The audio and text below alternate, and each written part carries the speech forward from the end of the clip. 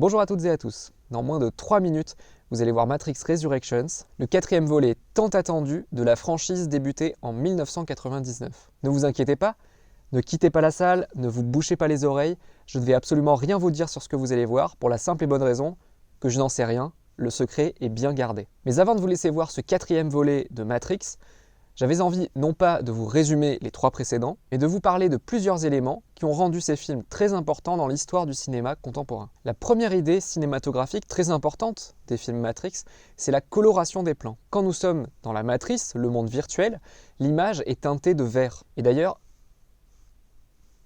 je devrais peut-être me poser des questions. Heureusement que j'ai toujours une pilule rouge en secours. Ah, ça va mieux.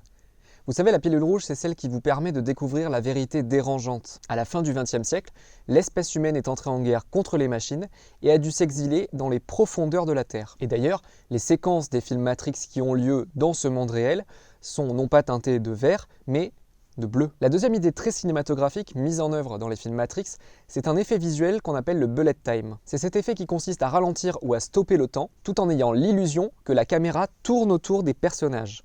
Dans Matrix, cet effet bullet time, très spectaculaire, sert à montrer que Neo peut éviter les balles, et donc par extension, maîtriser le temps dans la matrice. Techniquement, l'effet a pu être réalisé non pas avec une caméra, mais avec des dizaines d'appareils photo, placés en cercle autour des personnages, qui se déclenchent les uns après les autres. Rappelez-vous, le cinéma, c'est 24 images par seconde. Une caméra standard, elle prend ses photos de manière continue. Mais le principe de l'effet bullet time, c'est de décomposer le mouvement, en multipliant donc les angles de prise de vue.